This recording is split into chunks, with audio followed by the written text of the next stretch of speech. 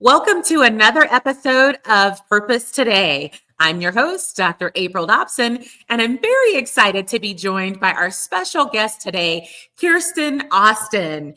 Kirstin is the Chief Learning Strategist of Meadow Consulting LLC. You don't want to go anywhere. This is going to be a power-packed episode where we're talking about leading with purpose, unlocking game-changing learning and development strategies. If you're a leader in an organization, you'll receive some valuable tips that will help you to posture your organization for success and receive mission enablers. We'll be right back after these sponsorship messages.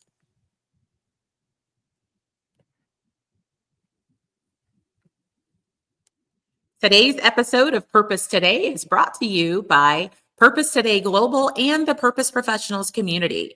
If you're a professional who wants to network with like-minded, purposeful professionals, join the Purpose Professionals community on School. This community is specifically designed for professionals and entrepreneurs who are intentional about aligning their profession with their purpose. If you desire to pivot to pursue your purpose, grow your career, develop or purposefully align your business, the Purpose Professionals community is for you. Scan the QR code or visit the school community and search for Purpose Professionals.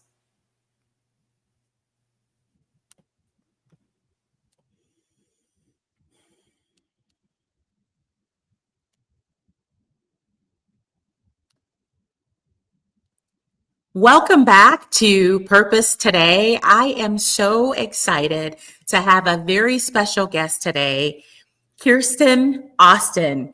Kirstin is the Chief Learning Strategist of Meadow Consulting LLC. And prior to beginning her federal government career, she had 15 years of experience as an entrepreneur and consultant to various private sector corporations and entities.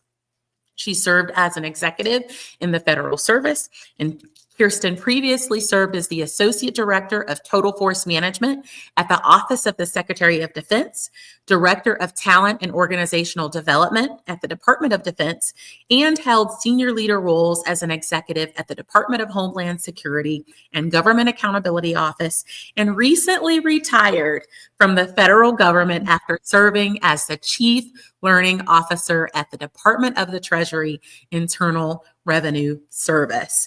Welcome, Kirstin. April, thank you so much for that kind welcome. And I am delighted to be here today with you and your guests, and especially delighted to be talking about training and development, learning and development, and aligning your own internal purpose and mission with the goals of your organization. Thank you so much. Well, it's just certainly a pleasure to have you here. And I know that there's so much value that everyone who's watching today will gain, after hearing all the insights that you're going to share. And I know that I gave a brief, background about you and your expertise, but I want to give you the opportunity to share with our viewers so that they can have an opportunity to learn more about you. So can you share about yourself with our viewers, please? Yes. Okay. I'd be delighted to. So, I started my career as an instructional designer. So I've been through the full gamut of roles in learning and development. And I was fortunate to work in a small consulting firm that did consulting in instructional design and performance management for government, private sector, and elsewhere. And after my experience there, I did form a small business with a business partner, and we had that for about 15 years, again, increased my experience, and I worked in training and development. That's my bread and butter, instructional design, but also in organizational design, organizational effectiveness, competencies, career paths, and all those associated items that all lead to preparing employees to perform mission. But interestingly enough, when you asked me for leading purposefully, you could say, well, why did you leave private sector and go into government? And it really was about purpose, because I had been a consultant. I could see inside these organizations, be they private sector or government. I could see inside them, and I could see, but I couldn't see the full implementation of project. Because, if you're a consultant, you leave. I couldn't see it. And I could see the dedication and mission focus of the people in the federal sector. So I thought to myself, I really want to experience that. and I want to be aligned with a powerful mission. So I thought back, you think back to your role models. Well, I had a number of role models in my life, both family and associates who had served in the federal sector. You know how some families are military families. My family was a civil service history of serving the public in various capacities. That's awesome. So that was why I made the move over to government, was so I could be aligned with a powerful mission and feel that I was really aligning myself and moving forward my career that way. That's awesome. Thank you so much for sharing that. And, thank you for the commitment that you made. You saw an opportunity for you to serve in a greater capacity. And I really like what you said about having the experience as a consultant and not being able to continue to see the growth and the development after you completed a project. So, I really appreciate your service, and for, everyone who's watching who is serving in civil service, people who are serving in the military, and people who are serving in other forms of public service, firefighters, police officers. We thank you for your service as well. And so, I know that you've had a lot of successes, both with your business in the public sector, and even now with your business with Meadow Consulting LLC. And I know that, leaders sometimes face challenges. There's different challenges that they face with learning and development. And sometimes there's challenges that occur with training plans, and you have to be flexible. So with your experience that you have with a thriving business, with your expertise in both the private sector and public sector, what are some emerging challenges that you believe exist, or opportunities with learning and development overall? Sure. So I've been thinking about this a lot, about what are common challenges, because they often are in common between government and private sector. We're experiencing the same tumult in the workforce because of AI, or desires to either hold staffing steady or to even decrease it. And we're all experiencing those challenges. So this can take a couple of forms that I've seen. One major challenge that the learning and development field can face, and is increasingly facing, is you make a planned and vetted training plan for your coming year. And you get it approved, all the stakeholders have signed in, and then something will change and you have to radically alter it, or even alter it in part. And what this will happen and that's because of everything that I just said is going on. AI, desire to hold staffing steady where you can't hire, you've got to retrain, all these things. So what you have to do, one of your first challenges as a leader, is keeping your team aligned even when the plan is changing. And I think that I have learned over the years that the number one thing you can do as a leader, if things are rapidly changing like that, after everybody was like, I'm all aligned, we're marching this way. No, got to march this way. The number one thing you can do as a leader is, one, hear people. Let them have a chance to talk about how they feel about it or the challenges they see. And two, is keep them aligned to mission. It's normal. Human reaction is that you made all these great plans. They're beautiful. Everybody's signing. You feel like I did everything right. And then it changes. It's a normal human reaction to, some people will be mad. Some people will feel defeated. Some people will feel apathetic. All these things are normal. So, and then you also have a small group who will be like, oh, good, let's roll up our sleeves. And I'm excited by a change. So you can't expect people to not be human, right? They're going to be human. So you give them safe places to vent what they're feeling. So that's not to your stakeholders. That is not to the public. You do not want your team going back to the business owners and complaining to them. No, Right. It's got to be in a team. Give them a chance to talk about what are the challenges they are seeing. And then everybody will acknowledge we've done that and we're going to move to what is next. The most important thing you can do next is keep people aligned to mission. What about this change? There could be a very good mission reason this changed. It's not all just capricious. How do we make sure we're serving mission? If you stay aligned as a leader and you reemphasize how you are seeing this aligned to mission and how they can adjust their resources, which could be time, energy, whatever, could be budget, to meet that mission, then you will keep people aligned and on your side. Absolutely. Now, you said a lot of great things, Kirstin, that I want us to unpack a little bit. Sure. You know, you talked about AI, and we'll get into that in a little bit. You also talked about the importance of ensuring that that the team is not going to relay information to stakeholders, but that you're giving them a way that they can communicate, and you keep the ongoing communication and you align it with the mission. Are there any specific communication approaches or strategies with how leaders can ensure that they're keeping the lines of communication open, they're giving an opportunity for team members to express, you know, their concerns in a positive way so that it's not counterproductive and it's not a complaining session? Right. Well, this is why you do work on all your communication avenues all the time. You don't wait until there's a problem. So as a leader, you will have empowered your managers and their supervisors under them to be having constant communications with their teams and their customers. So yes, you're going to have an executive committee. Like, for example, in my previous roles, I would have been running the executive stakeholder sessions. We would have been at a high level, getting people committed. But where's the real juicy bits is down at the worker level. So they've got to have, so for example, in many organizations we have the executive structure. You have to, where it doesn't have the imprinter of, yes, this is official, you can go forward. But you have all the working groups that are the specialty areas that your team is working with your customer on. So maybe they're working with them on knowledge management. Maybe they're working with them on a very particular technical training project. Maybe they work with them on the leader development pipeline, you know, from team lead all the way to executive, whatever it is, they have specialty groups, and then those are ready to go and you can communicate through them.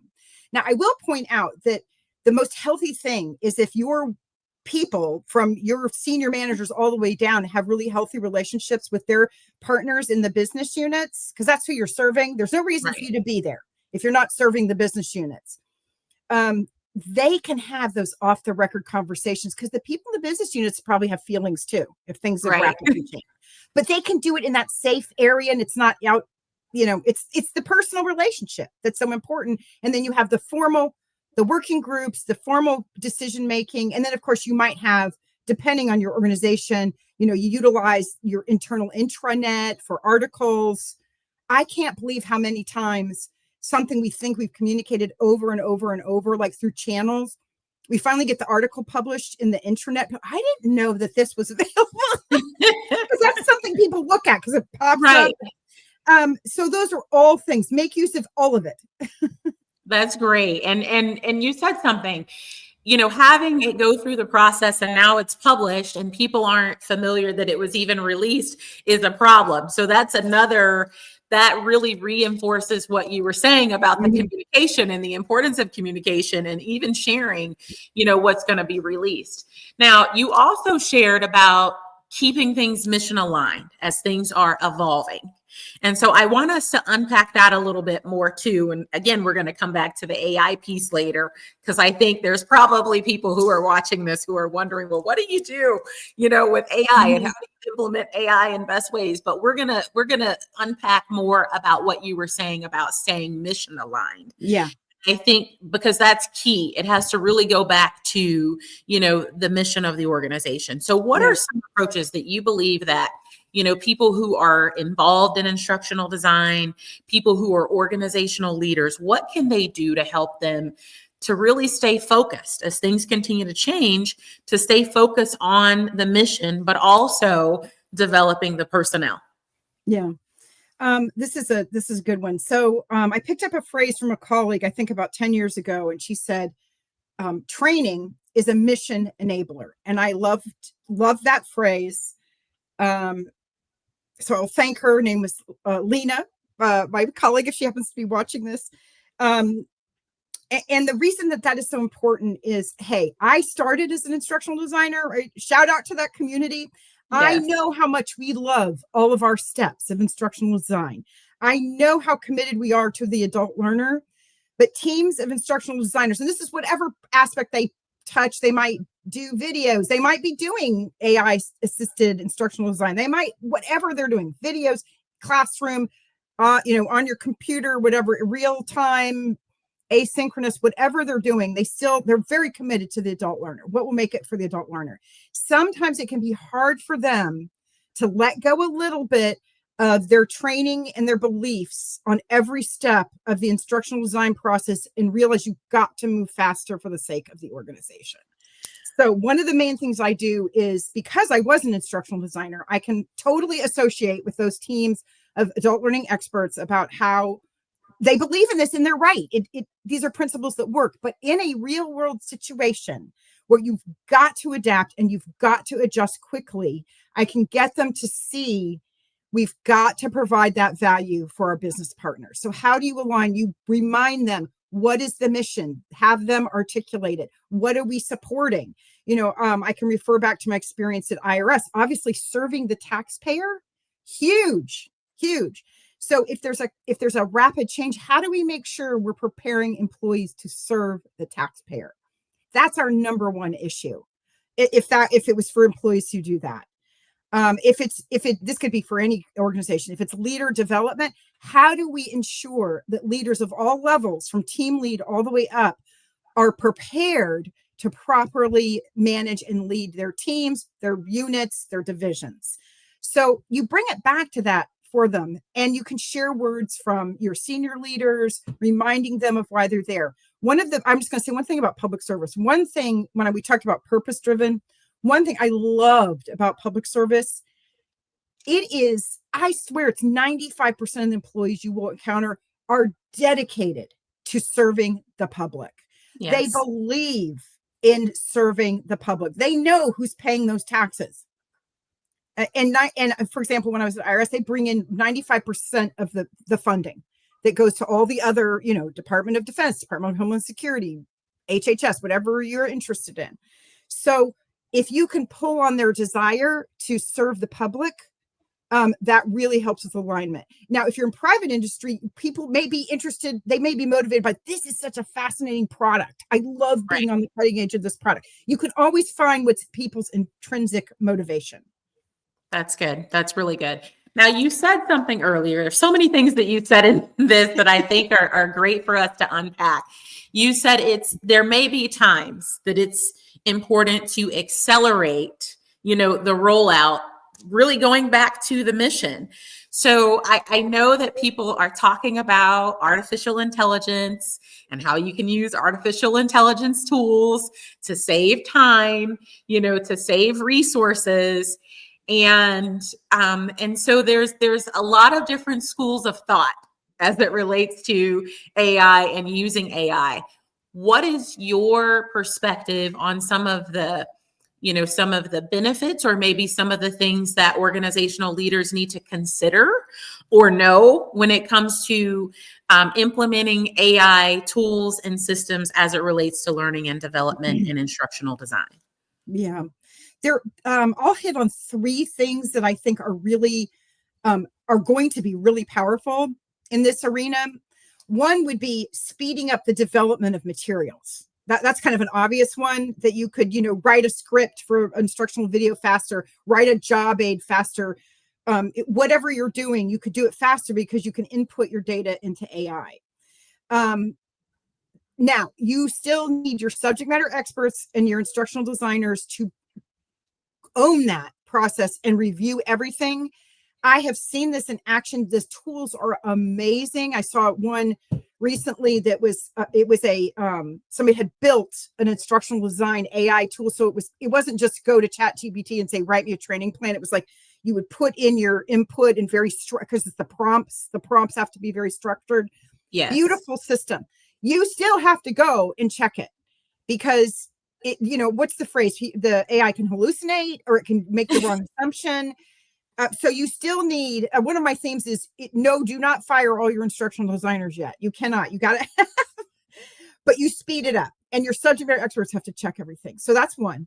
Two is something I mentioned earlier, there is a government and private industry wide trend to not backfill positions as rapidly. right? So you're holding staffing steady or even letting it naturally go down through attrition. Some places are doing layoffs. We know they are in government, but private sector, some of them aren't doing layoffs, but they're letting the attrition go down. So you've got a finite pool of employees. So using AI to help you train up those employees that might need to be redeployed to a different part of the organization, that will be gold. Now, because people may very well have to move people around if they can't hire them. Then third would be another aspect of workforce planning. You could say, well, everybody can't take to the training that well. Is third, you could do competency and skills assessments with AI to create a skill bank. So you can, with AI, quickly look at what's my pool here, what's their aptitude and their skill base for being retrained and redeployed. That's also gold. So those are my three things that I think are really hot for the training and development community right now. And they all still require humans. And, I'm glad that you pointed out the need for humans to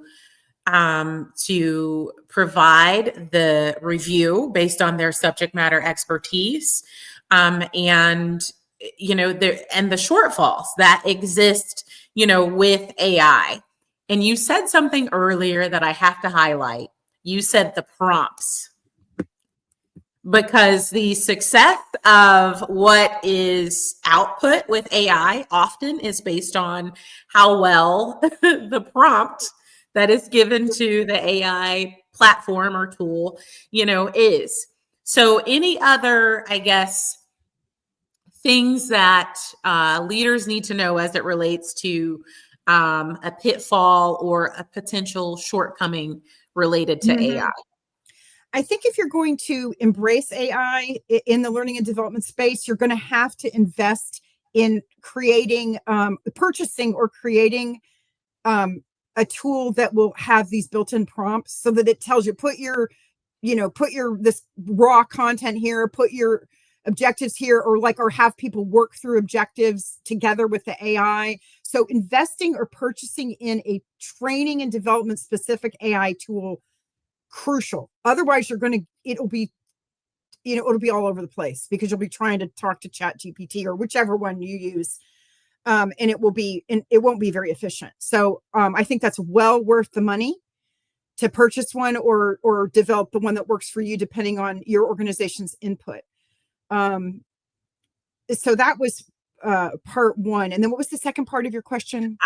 So really just, you really answered it, what the pitfalls or shortfalls are, anything that leaders need to be aware of if they're going to implement it. So you answered it. So thank you. Okay, good. I would say it is good to play around with, if you just said, help, use AI to help you write a presentation or something, that starts giving you a feel for it. So I would encourage everybody to do that. Your organization doesn't have to have purchased a customized instructional design. You can play around with it and you'll see what some of the pitfalls. One of the most interesting things I read about AI recently is if you rely on it too much to do all your thinking, it dulls your own thinking. And I really want people, because you're learning and development professionals and you are dedicated to the adult learner, we have to keep our brains stimulated. And if you outsource all that, it will dull you. And I'll give you an example. I was playing around with AI, helping me write a presentation. And I asked it, there's a number of presentations where I've used Clara Barton, who was the founder of the American Red Cross back right after the Civil War. I asked it to develop a slide for me about some of her career highlights. And it did. But when I read it, it really is dulling the way it writes. So caveat. Now I know it'll get better, but I don't know how fast it'll get better. So thank you for that insight. Now you talked a little bit earlier, you mentioned a little bit about purpose, and you also talked about how a lot of employees who work in the public sector, they're usually dedicated. And, we talked about being mission aligned, but I want to talk about your perspective, as it relates to the importance of purpose and passion. And, both in our careers and our lives in general. And what is your perspective on how organizations can, support professionals being aligned with their purpose and their passion, while also bringing the best value to the organization to ensure that both are aligned? Oh, that's a really good way of saying that. It's funny, when you were talking, what came to mind, which will seem tangential, but I think it is central, is as the leader, if you're the leader of your team, other way, everything from a small team all the way up, if you're an executive, as a leader, the behavior and treatment of others that you tolerate will be seen as the values you are endorsing. Wow, that's good. Yeah. So if you let people treat each other poorly, they're like, okay, well, that's what this organization is about. It's dog eat dog or whatever. I'm going to backstab. And it is human nature to try to adopt to the norms of the group. So if you want to encourage instead people to be pulling on their best instincts, one, believe in people, because start with the assumption that most people are good. They are. Most people are good and they want to do a good job. They might have the wrong assumption about how to do a good job, or they might have their energies misaligned. That doesn't make them a bad person or a bad employee. They just need some coaching. And by coaching, I don't mean that formal executive coaching process. I mean the leader investing the time on having conversations with them and giving them feedback that's useful and on the spot. So bringing out the best in people is making sure everybody gets a chance to be heard appropriately. That doesn't mean you have like an all hands meeting with 200 people and everybody talks, because you couldn't do that. Right. But like within their small group. And you can have, I held many 200 plus all hands where we took questions in advance and answered them, and then looked at the chat so people could hear what we were saying.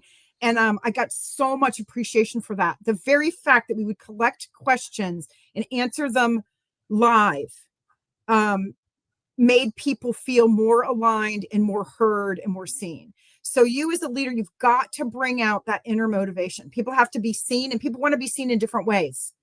Some people would rather be in a small group and have their work buddy quietly work on the side to bring out their best ideas. Other people, I want to be the one presenting, look at me. And I can have that tendency myself.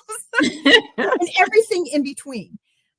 So you've got to bring out the best. And that means that, you hear people, but you do hold them accountable. They have to be held accountable. It's not all about just good ideas. You've got to be held accountable. Are we moving forward and meeting our goals? And people appreciate that. People hate it if somebody's over here just thinking of ideas and doing no work, right? So it's both your alignment and what are the results we're producing. And then what did we learn from producing those results?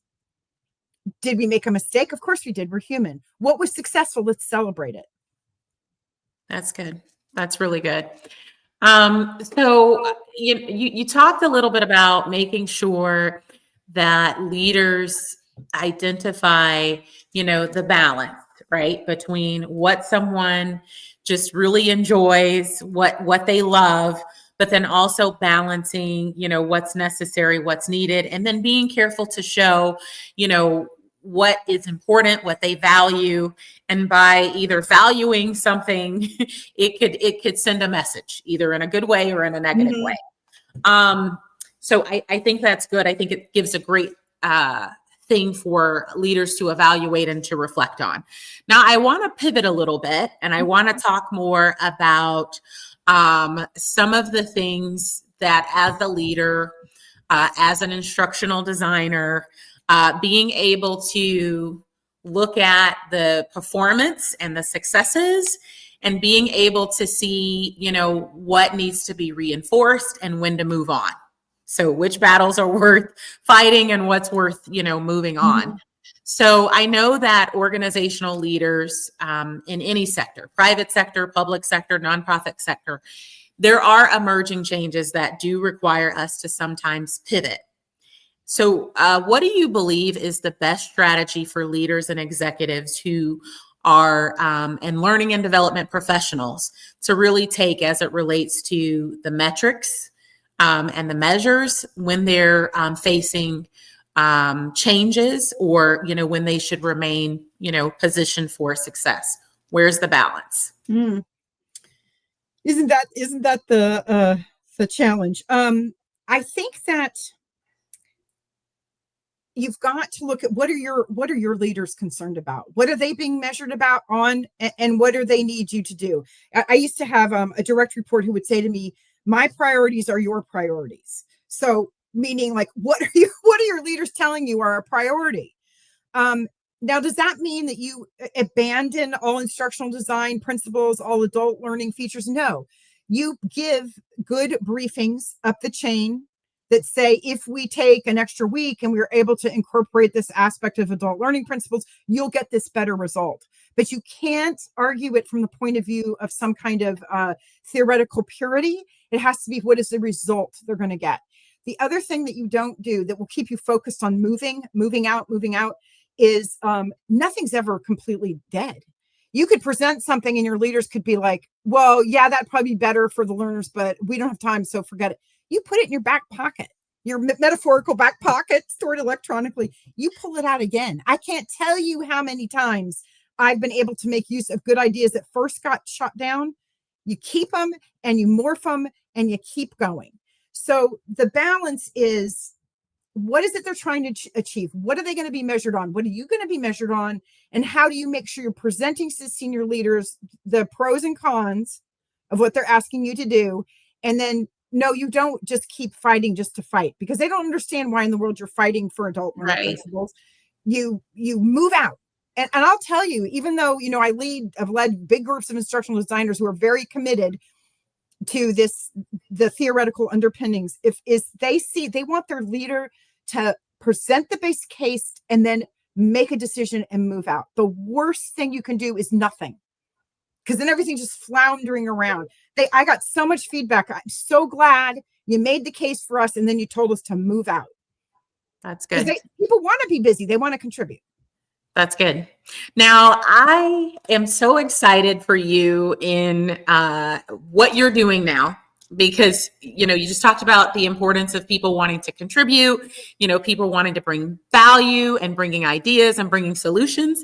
And I know that you are bringing so much value to clients. So I want us to pivot and talk more about your business, Meadow Consulting LLC. I'm so excited for you and regarding your business. And I know that your business provides services to clients, and there's so many ways that you can help. So can you just share with viewers on, the services that Meadow Consulting LLC provides, and how you help clients? Sure. I would say the number one way I help clients is in some of these areas we were just talking about, which is alignment of your learning and development efforts to support mission. So as we started saying, you can make your best plans, things change. So I have been advising in my most recent clients, I've been advising them, how do they take their existing products and services and adjust them to this changing marketplace? So that's things like, nobody's doing any hiring for the next year. People want to redeploy their employees. So how in the world do we do that? So I can, and I have successfully advised people on how to take their existing products and services, be that something they're offering to somebody else or internally, and make sure they're meeting the moment. So it's updating your strategic alignment, keeping focus on mission. I also advise on using competency models and assessments to do workforce planning, aligning your curriculum paths, and all those things that save time and money and help people feel seen because they've had an assessment and they're given a way to develop. So it is bridging that between the individual learner. Learning has to happen on an individual basis, but it has to be tended like a garden to get people going in the right path, that they're going to support the needs of the organization. Those are some of the major ways that I advise clients. And the point is to get the most out of your limited dollars, available staff, or your contract dollars. Like, are you buying curriculum or whatever you're doing, that you're going to get the most benefit from it to move your organization and your mission forward. That's wonderful. Now, if there's someone who's viewing and they want to reach you, they want to reach out to Meadow Consulting LLC, what is the first step that they would need to take? Yeah, I would say you can either look at my, there it is, my LinkedIn page, and you can send me a message there. Or you can also send me an email. You see my email there. I'm happy to get have an email from you, and check out my LinkedIn page. You'll see some other videos I've made. And I'd be delighted to hear from you. Thank you. Thank you so much. Now, I know we've talked about a lot on today, and I feel like we could keep talking. So you're definitely going to have to come back and be a guest again on Purpose Today. So one additional question, that I want to just to make sure, is there anything else about your business, Meadow Consulting, or anything about you that we haven't covered today that you'd like to share? I guess for the so I've had a long career, and I would say no matter where you are in your career, the most important thing you can do is know yourself. And apparently there's the legend that the Oracle of Delphi in ancient Greek had a sign up that said, know thyself. Knowing yourself is so important, because then you are acting out of your own values and your own internal mission. And it is difficult as a young professional to do that, because you're trying to adapt to the organization. You're not even sure, what's motivating you. I encourage you to think about that. What are your internal values? What's driving you? What are you bringing? So, are you bringing something we talked about earlier, which is like, it's important to always treat people fairly and with respect. Yes. Or if you're in public service, it's really important to me to serve the American taxpayer. Make sure I'm not wasting money. I'm doing things that will give them value. And if you're in private sector, I'm really invested in this product. This product's really going to be great for our customers. Maybe you're in biomedicine and you're going to make some huge breakthrough, or you're, developing whatever it is, and that you really believe in that. Then you can take your personal alignment and apply it to that situation. That's good. That's good. Well, thank you so much. This has been wonderful. Thank you again, Kirstin, for being a guest on Purpose Today. I know you're going to go backstage. I have your contact information on the screen. Anyone who wants to reach out to Kirstin, find out more information about Meadow Consulting LLC, her email is there, kaustin meadowllc@outlook.com, and then the LinkedIn profile is there as well. So this has certainly been a wonderful discussion. We always appreciate all of the engagement for those who are watching and engaging in the chat. And I do invite you to stay tuned for another episode of Purpose Today. I'm very grateful for all of you who have viewed on today.